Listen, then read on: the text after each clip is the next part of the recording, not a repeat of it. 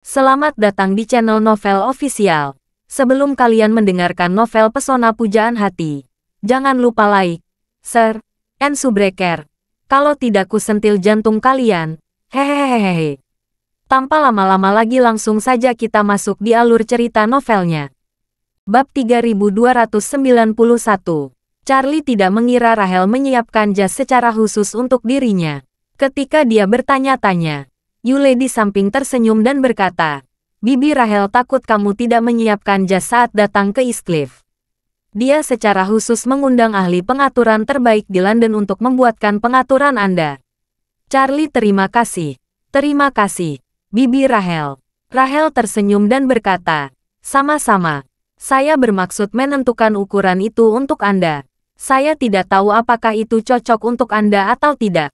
Aku, pada saat ini, Queen, yang mengenakan baju tidur, juga keluar dari kamar sambil menguap. Dia berkata sambil tersenyum, "Kakak Charlie, pengaturan yang dipesan ibuku untukmu sangat bagus. Konon banyak perdana menteri dan presiden di Eropa dan Amerika Utara yang sering mengunjungi desainer itu." Charlie tidak bisa menolak kebaikannya. Dia mengikuti ibu dan putrinya ke ruang ganti di lantai atas. Ruang ganti di keluarga Golding lebih besar dari kamar tidur biasa. Setidaknya berukuran 40 meter persegi. Rahel membawa Charlie ke cermin ukuran penuh di seluruh dinding, lalu mengeluarkan suasana hitam baru dari lemari di sebelahnya. Queen mengeluarkan kemeja putih yang sudah disetrika dan bebas kerut serta dasi dari lemari di dekatnya. Rahel menyerahkan jas itu kepada Charlie, dan berkata sambil tersenyum, "Charlie, coba lihat apakah itu cocok untukmu." Charlie berkata dengan sedikit malu, "Bibi Rahel, apakah kamu punya kamar kosong untuk mencoba pakaian?" Queen buru-buru berkata, "Bu, kamu keluar dulu. Kalau kakak Charlie tidak akan malu, aku akan membantu mengganti pakaian di sini." Charlie berkata tanpa daya, "Nana, aku bisa melakukannya sendiri. Kamu juga bisa keluar sebentar." Queen mengatupkan tawaran dan berkata, "Aku calon istrimu. Aku tidak harus keluar jika kamu ingin mengganti pakaian." Charlie berseru, "Mengapa kamu menjadi pengantin cilik?" Queen berkata dengan serius, "Aku sudah bertunangan denganmu sejak kecil. Apa perbedaan antara ini dan pengantin cilik?" Rahel berkata sambil tersenyum di samping, "Oke, sayang, jangan menggoda Charlie. Ayo keluar, biarkan Charlie berganti pakaian." Queen memandang Charlie, tersenyum jahat, menarik dasi dari kemejanya, menjabat tangannya, dan berkata, "Kakak Charlie, aku akan mengikatkan dasimu nanti." Setelah selesai berbicara, mereka meninggalkan ruang ganti bersama. Di saat yang sama, Helena yang berada di Shangri-La juga bangun dari tempat tidur. Tadi malam, karena dia selalu khawatir akan terjadi sesuatu padanya, dia tidak bisa beristirahat dengan baik sepanjang malam. Awalnya, dia tidak bisa tidur untuk waktu yang lama, dan akhirnya tertidur. Dia selalu mengalami berbagai macam mimpi buruk. Dia tertidur sebentar-sebentar kurang dari 2 jam. Dia sudah dalam kondisi fisik yang buruk, dan kondisi fisiknya bahkan lebih buruk karena kurang istirahat di Cina akhir-akhir ini. Siksaan malam lebih buruk baginya. Ketika dia bangun, dia merasakan detak jantungnya semakin cepat tak terkendali, hampir di luar kendali. Dia segera mengeluarkan tablet nitrogliserin dan meletakkannya di bawah lidahnya untuk menelannya. Baru kemudian dia merasa sedikit lebih baik. Namun, keadaan seluruh tubuhnya masih sangat buruk. Berpikir akan menghabiskan hampir sepanjang hari di rumah keluarga Wade hari ini dan besok, Helena bertanya-tanya apakah tubuhnya dapat bertahan. Bab 3292. Namun dia juga tahu dia harus dapat bertahan. Apakah ibu dapat mengandalkannya di masa depan pada dasarnya bergantung pada dirinya sendiri. Saat ini, dia tiba-tiba menerima telepon dari ibunya dari Eropa Utara. Segera setelah telepon tersambung, ibunya berkata di ujung telepon, "Helena, keluarga kerajaan baru saja memberitahu bahwa nenekmu mengalami banyak kegagalan organ dan dalam kondisi serius. Dalam keadaan koma, dia bisa mati kapan saja." Helena langsung terkejut. Bagaimana bisa memburuk begitu cepat? "Saya tidak tahu," Ibu Helena berkata. "Saya hanya mendengar keadaan memburuk dengan cepat dan di luar kendali." Dokter mengatakan dia tidak mungkin bangun. Kapan dia akan mati hanyalah masalah waktu. Ya Tuhan, jika lambat, tidak akan memakan waktu lebih dari seminggu. Helena tidak bisa menahan perasaan sedikit sedih dan kehilangan. Meski terkadang dia merasa tidak puas dengan taktik keras neneknya. Namun seringkali, dia masih bisa memahami semua keputusan yang dibuat oleh wanita tua yang tangguh itu. Salah satunya tentu saja, dia menghapuskan haknya untuk mewarisi tahta. Meskipun nenek telah berkuasa selama bertahun-tahun, dia telah melayani keluarga kerajaan dengan hati dan jiwa yang penuh kasih. Dia dengan sepenuh hati berharap keluarga kerajaan akan terus tumbuh lebih kuat. Oleh karena itu, setiap keputusan yang dia buat tidak didasarkan pada kepentingannya sendiri, tetapi pada situasi keluarga kerajaan secara keseluruhan. Untuk saat ini, Helena masih sangat mengaguminya. Sekarang, nenek akan segera meninggal, tetapi dia berada ribuan mil jauhnya di Cina. Ini membuatnya merasa sedih. Saat ini, Ibu Helena berkata lagi, jika nenekmu meninggal dalam beberapa hari ke depan, aku khawatir jamuan pertunanganmu akan tertunda. Menurut aturan keluarga kerajaan, kamu harus kembali untuk menghadiri pemakaman nenekmu. Setelah menghadiri upacara penobatan Olivia, kamu akan pergi ke Cina dan mengadakan jamuan pertunangan dengan Felix. Dimengerti, Helena berkata dengan pengertian. Sebagai anggota keluarga kerajaan, pemakaman permaisuri dan penobatan kaisar baru tentu saja adalah dua hal yang terpenting. Saat dia mengatakan itu, Helena tidak mau bertanya. Tapi, bisakah aku kembali dan melihatnya untuk kali terakhir sebelum nenekku meninggal? Perjamuan pertunangan pasti akan ditunda, dan tidak ada gunanya tinggal di sini. Jika aku menunggu sampai nenek meninggal, aku tidak akan memiliki kesempatan ini. Ibu Helena menghela napas, dan berkata, kita tidak bisa duduk diam dalam masalah ini. Kamu harus bertanya apa mau Olivia. Meskipun dia belum dinobatkan secara resmi, dia sudah mengambil alih urusan besar dan kecil keluarga kerajaan. Sekarang, jika kamu ingin kembali melihat nenekmu untuk terakhir kalinya, kamu harus bertanya pada Olivia terlebih dahulu. Jika dia mengangguk, tidak akan ada masalah. Oke, kata Helena buru-buru. Kalau begitu aku akan menelepon Olivia sekarang. Setelah Helena berpamitan dengan ibunya, dia segera menelepon sepupunya, Olivia, yang akan dinobatkan sebagai ratu berikutnya. Telepon berdering lama sekali, tetapi tidak ada jawaban di sana. Tepat ketika Helena hendak menutup telepon terlebih dahulu dan menelepon kembali nanti, panggilan itu berhasil. Segera, suara seorang wanita yang tersenyum terdengar dari ujung telepon. Helena saudaraku, bagaimana kabarmu di Cina? Helena buru-buru berkata, Olivia, ku dengar nenek sakit kritis. Sisi lain tersenyum dan berkata, ya, sedih, banyak kegagalan organ. Dokter telah membuat kami siap secara mental untuk kehilangan dia kapan saja. Helena merasa kata-kata Olivia agak keras, tetapi dia tidak repot-repot mengirimkannya. Dia bertanya, Olivia, jika kondisi nenek sangat buruk, dia mungkin tidak bisa menunggu sampai hari aku bertunangan. Pada saat itu, saya harus kembali dan datang ke pemakaman, dan pertunangan pasti akan ditunda. Saya ingin menjelaskan masalah kepada keluarga Wade, tunda pertunangan sementara. Saya ingin kembali menemui nenek untuk terakhir kali. Apa bisa? Ada saat di ujung telepon. Dan kemudian, pihak lain baru saja kehilangan senyumnya, dan bertanya dengan suara dingin. Jika saya ingat dengan benar, kamu akan bertunangan di tanggal 7, bukan? Ya, Helena berseru. 3 hari lagi. Saya khawatir nenek tidak akan bisa bertahan selama 3 hari ini. Jika itu terjadi, saya tidak akan bisa melihatnya untuk kali terakhir. Pihak lain mencibir dan berkata, Helena, nenek sedang koma parah. Dia tidak akan bangun lagi. Bahkan jika kamu kembali, dia tidak akan mengenalimu. Kurasa kamu tidak perlu khawatir tentang itu. Tidak masalah apakah dia mati atau hidup dalam 3 hari. Pertunangan kamu dengan Felix Wade akan diadakan sesuai jadwal. Tidak ada penundaan yang diizinkan. Bab 3293. Helena tidak pernah menyangka sepupunya menjadi begitu tidak berperasaan.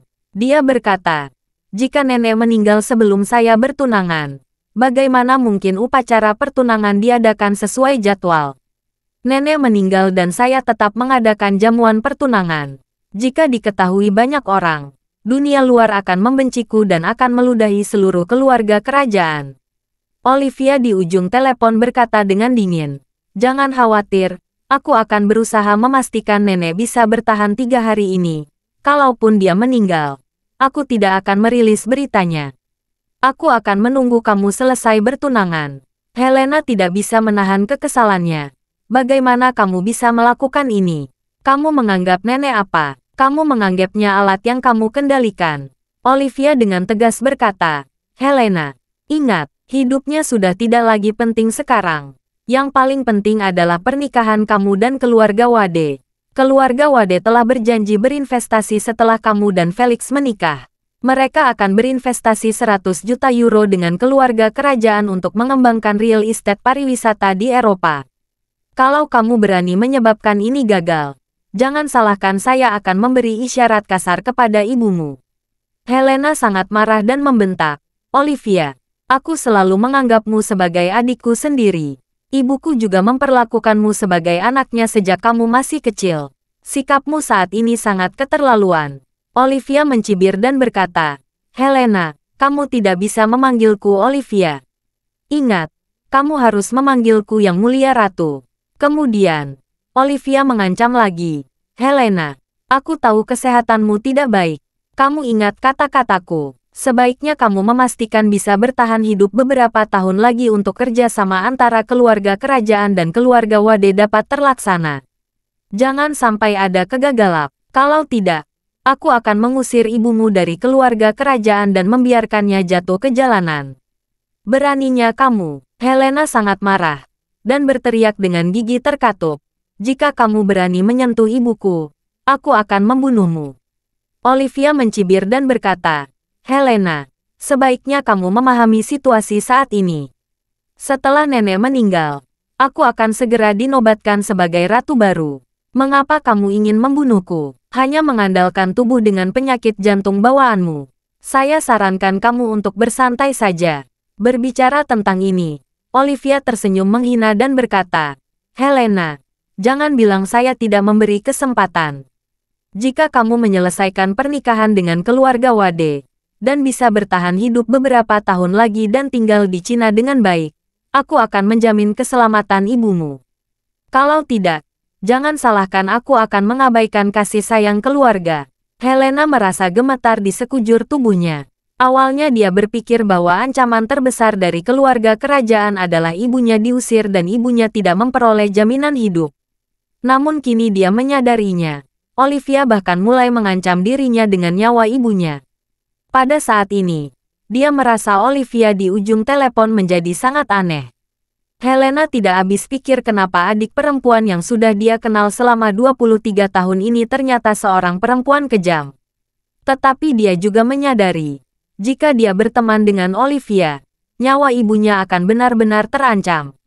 Karena Olivia sekarang telah mengendalikan seluruh keluarga kerajaan dan akan segera naik tahta menjadi ratu. Dan ibunya tinggal di keluarga kerajaan dan berjuang untuk bertahan hidup di celah. Dia tidak bisa menjadi lawan Olivia. Jadi, dia langsung berkata, Olivia, aku menyetujui semua permintaan kamu. Tetapi kamu harus menyetujui satu syarat. Olivia mencibir dan berkata, Oke, sebaiknya segera katakan. Helena berkata-kata demi kata, saya akan menikahi keluarga Wade dan membantu kamu menarik dana keluarga Wade. Tapi kamu harus mengirim ibu saya ke China. Saya akan mengurusnya di sini. Olivia sepertinya telah mendengar lelucon besar, dan mencibir dengan dingin. Helena, kamu benar-benar aneh. Kamu masih tidak mengerti mengapa kamu diminta pergi ke Cina sendirian untuk berpartisipasi dalam upacara pemujaan leluhur keluarga Wade. Aku harus memisahkanmu dari ibumu. Meskipun keluarga kerajaan akan mengirimkan banyak undangan untuk menghadiri pernikahanmu dengan Felix, ibumu tidak akan pergi ke sana. Berbicara tentang ini, Olivia terkekeh dan berkata, mulai sekarang, kamu tidak diizinkan kembali ke Eropa Utara setengah langkah pun.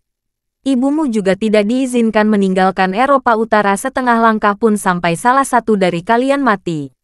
Kalau kamu berani kembali, kalian berdua tidak akan merasa lebih baik. Bab 3294. Seluruh tubuh Helena hampir roboh. Baru sekarang dia menyadari alasan keluarga kerajaan mengirimnya ke Cina untuk berpartisipasi dalam upacara pemujaan leluhur keluarga Wade. Jadi, Olivia sudah mulai merencanakan masalah ini sejak lama. Dia memisahkan aku dari ibuku, lalu gunakan ibuku sebagai ancaman untuk memaksaku tunduk. Olivia, kamu benar-benar iblis. Karena marah, dia langsung berteriak, Olivia, kamu tidak bisa melakukan ini. Jika kamu tidak mengirim ibuku ke Cina, aku tidak akan menikah dengan Felix. Olivia berkata dengan nada menghina, terserah kamu. Pokoknya juga, ibumu ditonjolkan oleh orang-orangku. Dia tidak bisa meninggalkan istana setengah langkah. Kalau kamu tidak menikahi Felix seperti yang sudah disepakati, ibumu akan menghilang dari dunia ini dan tidak akan ada yang tahu kemana dia pergi. Bahkan tidak ada yang tahu dia hidup atau mati. Berbicara tentang ini, Olivia tertawa dan berkata, jadi, pertanda apakah aku yang membunuh atau kamu yang membunuh? Otak Helena merasa pusing sesaat. Dia merasakan kecepatan detak jantungnya jauh melebihi beban. Dia merasa kondisi fisiknya saat ini lebih buruk dari sebelumnya. Dia hanya bisa menjawab dengan suara bergetar. Olivia, jika aku mati karena serangan jantung di Cina, bisakah kamu membiarkan ibuku pergi? Olivia mencibir dan berkata, saya sudah bertanya kepada dokter perawatan kesehatan kamu. Dia berkata kamu masih bisa hidup 3-5 tahun ke depan. Keluarga Wade keluarga terbaik di Tiongkok. Mereka bisa membantu menyembuhkan dan mengobati kamu. Bisa membantu kamu hidup lebih lama. Olivia lalu mengancam. Helena, saudara perempuanku yang baik. Baru saja, ibumu dibawa pergi oleh penjagaku. Dia menjadi penghuni rumah. Mulai sekarang, jangan coba-coba menghubunginya. Kamu hidup dengan baik di Cina dan jadilah wanita kaya. Selama kamu mau bekerja sama dengan jujur, ibumu akan hidup lebih lama. Saya masih memiliki banyak hal untuk diselesaikan sebelum saya naik tahta. Setelah selesai berbicara, Olivia langsung menutup telepon tanpa menunggu Helena bereaksi. Saat ini, Helena benar-benar kesal. Dia segera menelepon ibunya, namun ponsel ibunya dimatikan. Dia segera menelepon rumah dari kamar hotel, namun tidak ada yang menjawab telepon rumah. Saat ini, Helena sangat putus asa. Dia merasakan jantungnya berdetak lebih cepat dan lebih kacau. Dia merasakan tekanan besar mengalir langsung ke atas kepala dan dada, membuat otaknya semakin pusing, dan semakin sulit bernapas. Segera, ditampilkan menjadi gelap. Dia jatuh ke lantai dalam sekejap, benar-benar kehilangan kesadarannya. Pada saat ini, Felix yang mengenakan jas hitam melangkah ke pintu kamar Helena. Dia menekan bel pintu dan menunggu beberapa saat. Saat dia tidak mendengar gerakan di dalam, dia terus mengetuk pintu dan berkata, sayang, aku Felix. Aku menjemputmu. Kamu sudah siap. Bab 3295. Tidak ada tanggapan dari dalam kamar. Felix sedikit curiga. Dia mengetuk pintu dengan lebih keras dan berteriak, Helena, kamu di dalam. Masih belum ada pergerakan di dalam ruangan. Saat ini, pintu kamar sebelah terbuka. Dua wanita muda keluar. Satu dengan wajah Nordik dan satu lagi dengan wajah Cina. Felix mengenali mereka. Wanita kedua ini adalah pelayan yang dibawa oleh Olivia dari Eropa Utara. Jadi, dia bertanya kepada gadis Tionghoa itu, di mana putri? Gadis Tionghoa itu berkata, dia di kamar. Bagaimana mungkin? Felix mengerutkan kening dan berkata, aku dari tadi mengetuk pintu. Tidak ada yang menjawab. Apakah dia keluar? Tidak mungkin. Gadis itu menajwab. Jika sang putri keluar, dia akan memberi tahu kami. Segera gadis itu datang dan mengetuk pintu Helena sambil berteriak keras. Yang mulia, Anda di dalam. Tidak ada reaksi di ruangan itu. Ekspresi gadis Tionghoa itu tiba-tiba berubah. Dia segera mengeluarkan kartu kamar di sakunya dan menggesekkannya ke pintu. Dan pintu terbuka. Segera, kedua gadis itu melaksanakannya masuk satu demi satu. Felix akan mengikuti. Namun sebelum memasuki ruangan, dia sudah mendengar teriakan panik dari dalam. Yang mulia, bangun, yang mulia.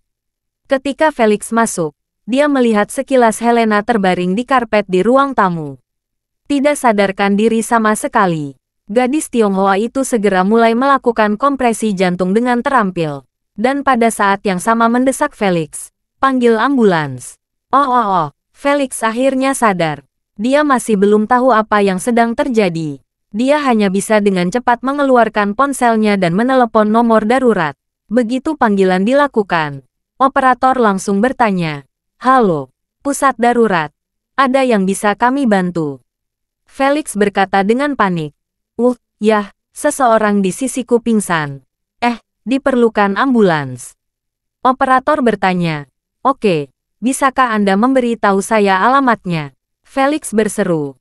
"Alamatnya Hotel Shangri-La. Nomor kamarnya. Nomor kamarnya. Oh sial. Aku tidak bisa mengingat semuanya sekaligus." Gadis Tionghoa itu berteriak keras. "Lantai 8. Kamar 8108. Felix buru-buru berkata, "Oh, lantai 8. 8108. Ujung telepon yang lain berkata, "Oke. Diterima. 8108. Lantai 8, Hotel Shangri-La." Apa yang menyebabkan pasien pingsan? Apa alasannya? Felix berkata dengan bingung. "Aku tidak tahu. Baru saja pingsan. Tidak sadar." Gadis Tionghoa itu berteriak dengan keras. "Penyakit jantung bawaan.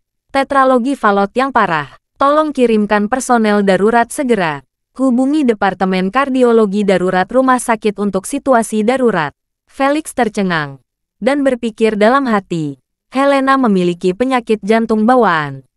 Apakah parah? Charlie benar. Tepat ketika Felix dalam keadaan mengamati, operator di ujung telepon mendengar suara Tionghoa itu. Jadi dia buru-buru berkata, "Oke, saya akan mengaturnya." Harap tetap membuka teleponnya. Pada saat ini, gadis Tionghoa itu berkata kepada gadis Nordik di depannya lagi, "Emily, yang mulia dalam kondisi yang sangat serius. Ambil defibrilator." Oke, gadis itu segera berlari kembali ke kamar. Setelah 10 detik, dia sudah berlari kembali dengan kotak P3K. Begitu tiba di sisi Helena, dia segera mengeluarkan defibrilator portabel dari kotak P3K dan mulai menyiapkannya. Gadis Tionghoa itu melirik Felix dan berteriak, "Cepat keluar. Kami akan melakukan prosedur defibrilasi pada Yang Mulia." Bab 3296. Felix berkomentar, "Tidak apa-apa. Aku akan melihat di sini. Aku tidak akan menunda kalian." Gadis Tionghoa itu berseru, "Defibrilasi mengharuskan melepas pakaian. Apakah Anda tidak mengerti? Tolong keluar." Felix tidak punya pilihan selain meninggalkan ruangan dengan putus asa. Saat ini, di dalam ruangan, salah satu gadis terus melakukan kompresi dada pada Helena. Sementara yang lain menyiapkan defibrilator, merobek piyama Helena, dan berkata, "Defibrilator sudah siap." "Baiklah," gadis Tionghoa itu berseru. "Saya akan menghitung 1, 2, 3. Setelah 3 detik tangan saya akan melepaskan tangan saya. Kamu harus segera melakukan defibrilasi." "Baik." Sambil terus menekan Helena, gadis Tionghoa itu berteriak keras. 1, 2, 3. Defibrilasi. Setelah berbicara, dia menarik tangannya seperti kilat selesai. Dan gadis lain dengan terampil memanfaatkan celah waktu ini untuk menempelkan defibrilator ke dada Helena. Dan dengan keras, melakukan defibrilasi pertama. Segera setelah defibrilasi selesai, gadis Tionghoa melanjutkan. Sambil mengamati situasi Helena, dia berkata, "Putri belum sadar. Saya akan melakukan beberapa resusitasi kardiopulmoner. Kamu terus persiapkan defibrilasi." "Baik." 2 menit kemudian, melihat Helena belum bangun, gadis Tionghoa itu tidak dapat menahan perasaan sedikit bingung. Dan berkata, "Energinya sudah 360 joule. Siap defibrilasi." Gadis lain terkejut ketika mendengarnya, dan hendak menanyakan sesuatu, tetapi menahan diri. Dia tahu keadaan mendesak dan dia harus berjuang. Jadi dia segera menyesuaikan parameter defibrilator dan melakukan defibrilasi kedua. Sayangnya, Helena masih belum merespon. Kedua gadis itu panik saat ini. Gadis Tionghoa itu menyeringai dan berkata, "Bersiaplah untuk memacu adrenalin." Gadis Nordik lainnya bertanya dengan panik. "Adrenalin?" Dokter bilang, "Adrenalin harus digunakan dengan hati-hati untuk jantungnya.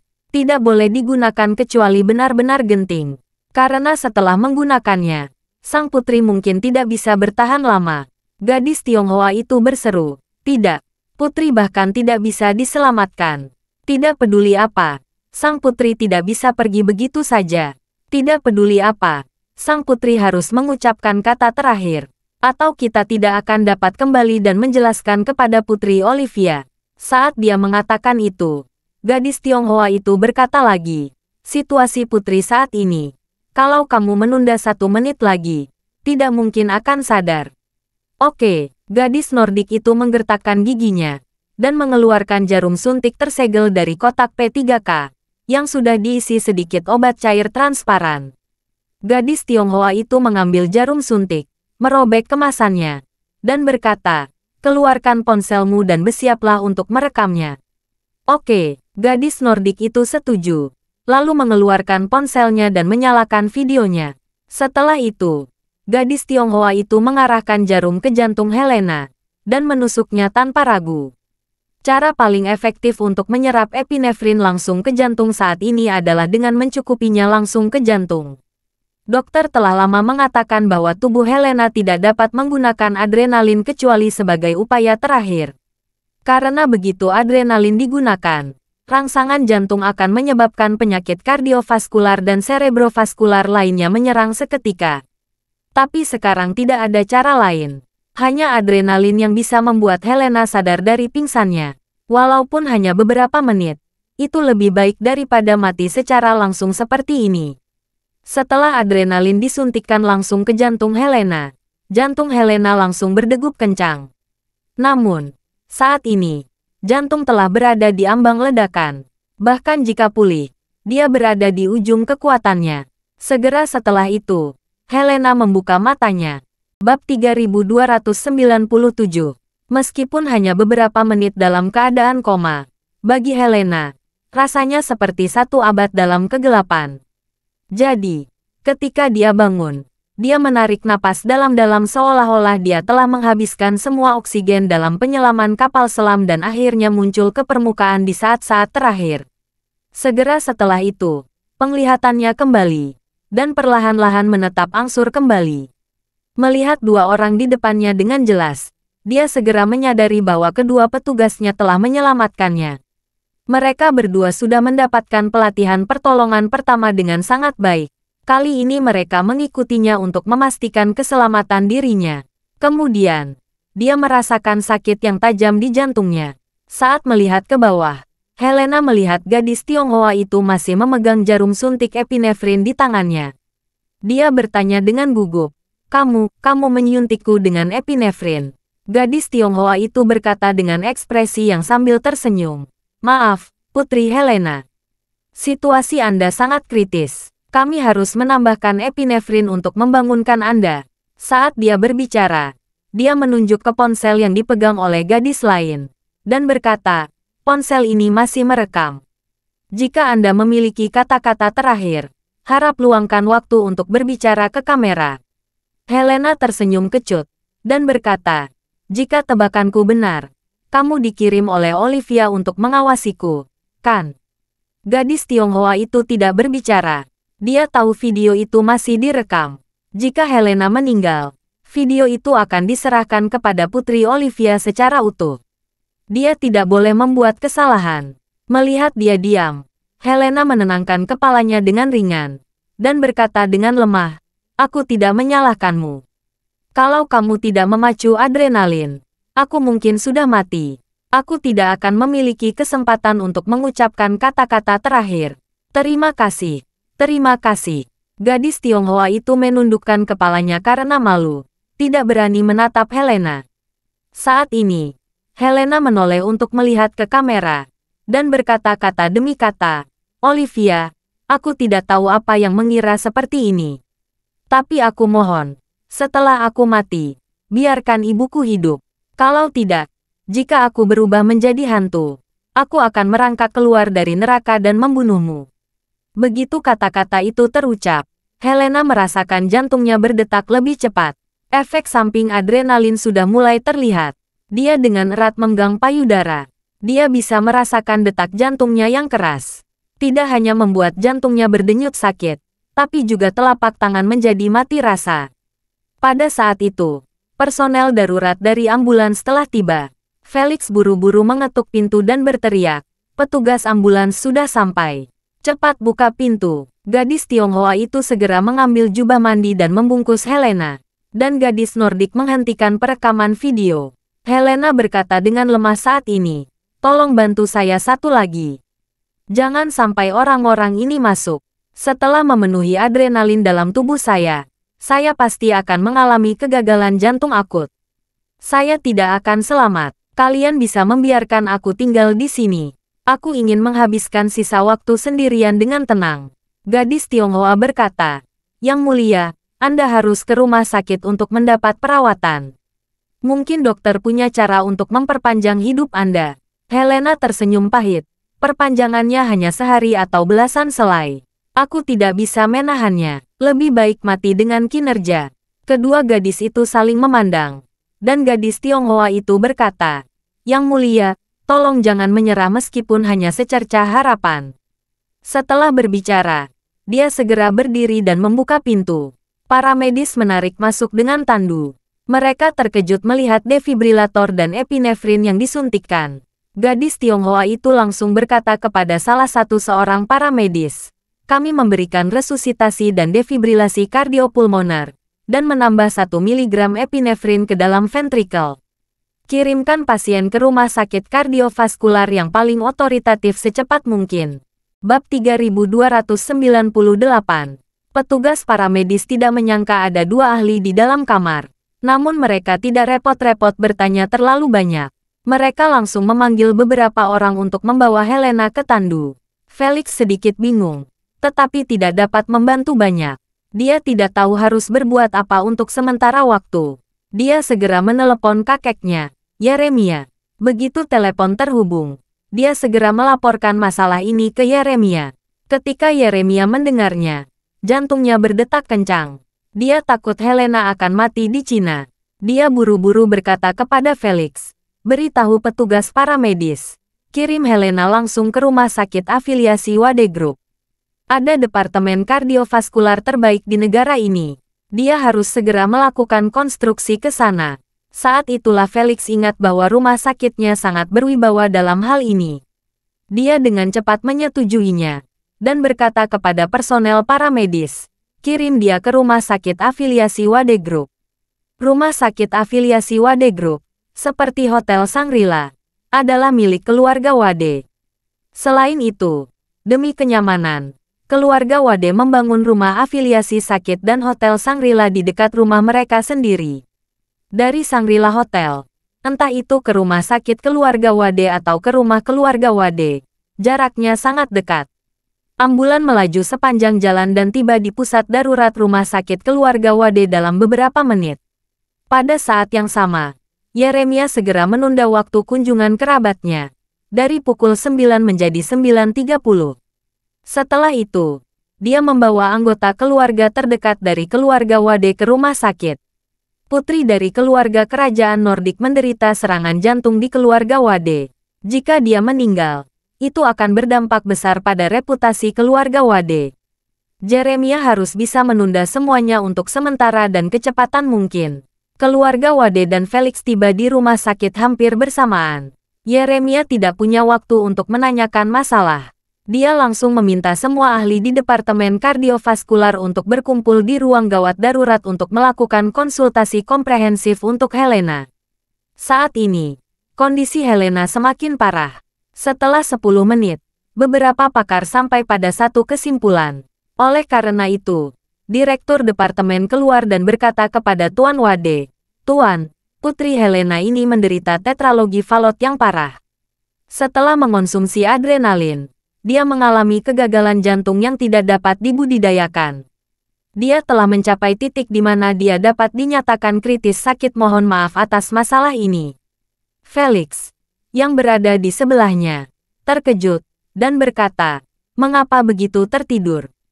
Kami belum menikah. Dia tidak bisa meninggal begitu saja." Direktur departemen mengangguk dan berkata dengan sungguh-sungguh, "Tuan muda, menilai dari situasi Putri Helena, sangat jarang bisa hidup sampai usia seperti itu. Kebanyakan pasien dengan penyakit serius seperti dia tidak akan hidup sampai dewasa." Felix menelan ludah dan bertanya pada ahlinya, "Lalu berapa lama dia bisa hidup?" Setelah berpikir sejenak, Direktur Departemen berkata dengan serius, "Berdasarkan pengalaman saya, kemungkinan besar dari 1 jam hingga 12 jam. Hasil terbaiknya adalah 24 jam. Sial." Felix bersumpah dan berkata dengan marah, "Bukankah ini omong kosong? Dia sudah hidup begitu lama, lalu dia akan mati begitu saja." Direktur berkata dengan putus asa, "Untuk penyakit ini, memang tidak ada solusi yang baik. Bahkan transplantasi jantung pun tidak dapat menyelesaikannya." Merasa enggan dan tidak beruntung, Felix menatap Yeremia dan berkata, "Kakek, apa yang harus kita lakukan sekarang?" Yeremia tercengang ketika mendengar ini dan berkata, "Direktur Zhao, segera atur waktu ahli. Siapkan obat dan peralatan penyelamat. Kirim Helena ke bandara bersama Felix." Setelah berbicara, Yeremia berkata lagi, "Saya akan memberi tahu Koncorde untuk bersiap-siap lepas landas sekarang dan menunggu di bandara. Saat kamu tiba, kamu bisa langsung lepas landas ke Eropa Utara. Kita harus mengirim Helena sebelum dia meninggal. Kita tidak boleh membiarkan mati di Cina." Berbicara tentang ini, Yeremia berkata dengan wajah cemas, "Jika dia mati di Cina, kita tidak akan bisa menghindari kesalahan ini." Bab 3299. Ketika Felix mendengar ini, seluruh tubuhnya bergetar, dan dia berkata, "Kakek, apakah kamu ingin aku mengirimnya kembali secara langsung? Saya ingin berpartisipasi dalam upacara pemujaan leluhur." Yeremia berseru, "Ini kejadian besar. Jika keluarga Wade hanya meminta dokter yang mengirim Helena kembali, kerajaan Nordik tidak akan menerimanya. Kamu cucu tertua keluarga Wade dan pertunangannya. Kamu harus sepenuhnya mewakili keluarga Wade. Selain itu, kamu bisa tiba di Eropa Utara dalam 4 jam dengan Koncorde. Setelah menyerahkan Helena kepada keluarga kerajaan Nordik, kamu bisa segera kembali. Kamu bisa kembali malam ini atau paling lambat besok pagi. Tidak akan mengakhiri keikutsertaanmu dalam upacara pemujaan leluhur." Berbicara tentang ini, Yeremia merasa nyaman. "Helena, janjimu. Jika kamu tidak mengirimnya kembali, keluarga kerajaan Nordik pasti akan mengkritik kamu. Itu juga akan berdampak besar pada reputasi kamu. Kamu masih muda, kamu bisa membawa label patah hati transnasional seperti ini." Clayton di samping juga segera berkata, "Ya, Felix, kamu harus maju dalam masalah ini. Kalau tidak, kamu akan dimarahi sampai mati oleh dunia di masa depan." Felix tidak bisa menahan diri untuk tidak mengumpat dengan suara rendah, "Sungguh sial." Setelah selesai berbicara, dia menyadari telah mengatakan sesuatu yang salah, dan buru-buru berkata, "Maaf, kakek, maaf, ayah. Saya sedikit tidak sabar." Yeremia memegang tangannya dan berkata, "Tidak apa-apa. Cepat bawa Helena ke bandara. Ingat, bujuk dia di jalan. Jangan sampai dia emosional. Pastikan dia kembali ke Eropa Utara hidup-hidup. Mengerti?" "Aku mengerti." Felix mengangguk dengan cepat. Saat ini, Direktur Zhao kembali ke ruang gawat darurat. Yeremia memandang Felix dan berkata, "Felix, kamu ikut bersamaku untuk menenangkan emosi Helena." Felix tidak punya pilihan selain mengangguk. Dia memasuki ruang gawat darurat bersama Tuan Wade. Begitu memasuki ruang gawat darurat, Direktur Zhao berkata kepada beberapa dokter, "Semuanya, cepat siapkan obat P3K, peralatan P3K, generator oksigen, dan tabung oksigen. Kita akan berangkat ke bandara dalam 15 menit, lalu terbang ke Eropa Utara tanpa henti." Begitu mendengar ini, semua orang segera bubar dan bersiap. Helena terbaring lemah di ranjang rumah sakit, menatap Yeremia dan Felix, dan bertanya dengan senyum masam, "Apakah kalian akan mengirimku kembali?" Felix mengangguk. dan berkata dengan berani, "Helena, kondisimu sangat buruk. Kami harus mengirimmu kembali ke Eropa Utara sebelum kondisimu semakin memburuk." Helena tertawa sedih, dan berkata, "Oke, terima kasih atas kebaikan kamu. Tapi saya khawatir tidak akan bisa mendaratkan pesawat di Eropa Utara." Wajah Felix langsung menjadi hijau saat mendengar ini. Hal terburuk tentang hal semacam ini adalah selama Helena tidak dapat bertahan di Eropa Utara.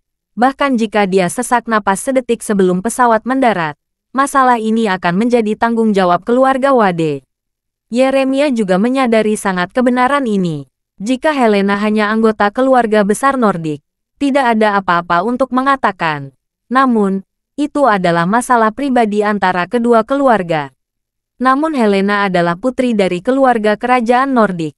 Apalagi jika keluarga kerajaan tidak memiliki hak politik, namun juga dia masih simbol politik Nordik. Tidak mungkin menghindari faktor politik ini sepenuhnya. Begitu naik ke level politik, masalah ini tidak bisa dengan mudah diselesaikan secara pribadi. Yeremia tiba-tiba menemukan dirinya dalam masalah.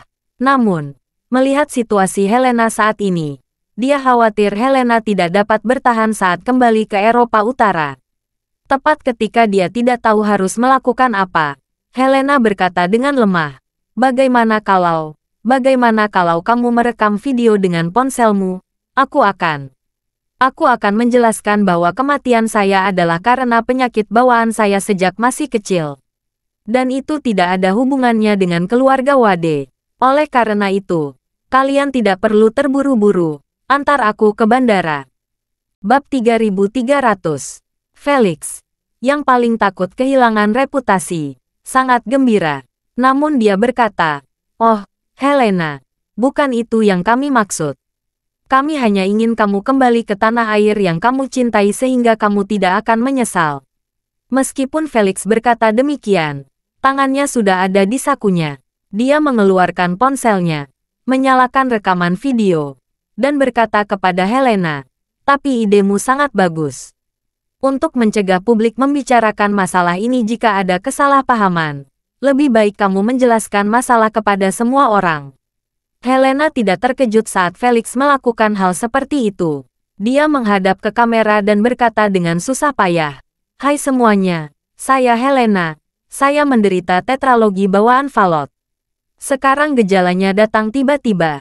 Mungkin saya sulit melewati level ini. Saya harap siapa orang-orang yang melihat video ini tidak menyalahkan pun atas kematian saya." Mendengar ini, Felix dan Tuan Wade menghela nafas lega pada saat yang bersamaan. Saat ini, mata Helena memerah, dan dia berkata dengan sungguh-sungguh, "Selain itu, saya ingin meminta semua orang untuk menyelamatkan ibu saya. Dia sekarang menjadi penjaga rumah oleh Putri Olivia dari keluarga kerajaan Nordik."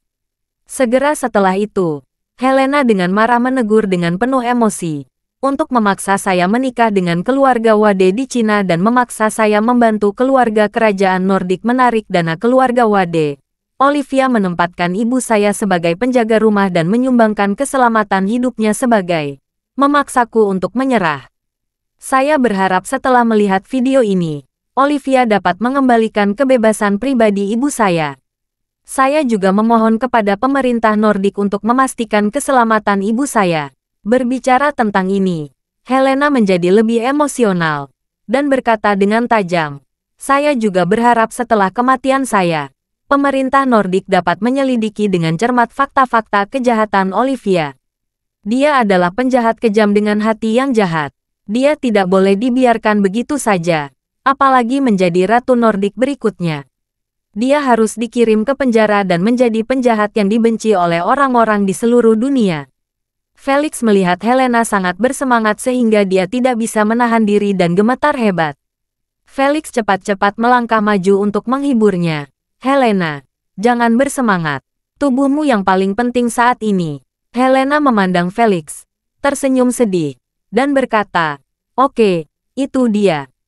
Setelah aku mati, tolong publikasikan seluruh videonya. Itu akan sangat membantuku." Felix terbatuk 2 kali karena malu, dan berkata, kamu harus, ini hanya masalah angkat tangan.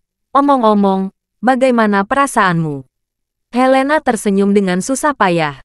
Saya merasa seperti pesawat yang macet, jatuh dengan cepat. Saat saya menyentuh tanah, semuanya akan bebas. Yeremia di samping berkata, Helena, kamu harus mencoba yang terbaik untuk bertahan. Akan lebih baik jika kamu bisa bertahan sampai tiba di Eropa Utara. Saat kamu tiba, kamu mungkin memiliki kesempatan untuk bertemu ibumu lagi. Helena menggelengkan kepalanya dengan ringan, dan berkata dengan lemah, saya mungkin tidak dapat bertahan lagi. Tetapi kamu tidak perlu khawatir. Dengan video saat itu, bahkan jika saya mati, kamu tidak perlu memikul tanggung jawab apapun. Ketika Yeremia mendengar ini, suasana hati yang tegang langsung menjadi rileks. Pada saat ini, monitor di sebelah Helena mengeluarkan suara peringatan yang keras.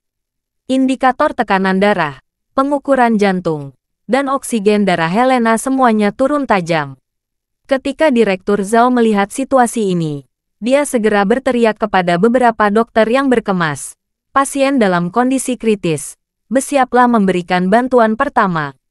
Helena mengayunkan tangannya dengan susah payah, dan berkata dengan suara rendah, jangan repot-repot.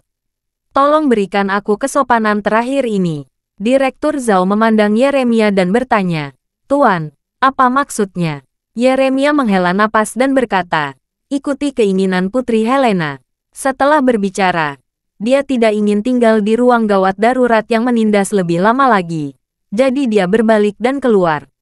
Orang tua seusianya paling takut dengan kejadian seperti itu. Bahkan jika bukan dia yang terbaring di sana menerima penyelamatan, dia akan selalu tanpa sadar membujuk. Melihat Yeremia telah keluar, Felix ragu sejenak. Dia berkata kepada Direktur Zhao, Direktur Zhao, saya pikir Helena harus diselamatkan. Jika tidak, jika seseorang dari keluarga kerajaan Nordik melakukan otopsi dan menemukan bahwa kita tidak berniat menyelamatkan di saat-saat terakhir, mereka mungkin akan menggunakan alasan ini untuk menyerang kita, mengatakan bahwa pengobatan kita tidak efektif. Berbicara tentang ini, Felix menghela nafas. Kalau begitu, bukankah kita akan disalahkan nanti? Terima kasih sudah mendengarkan cerita novel Pesona Pujaan Hati. Sampai jumpa di novel selanjutnya.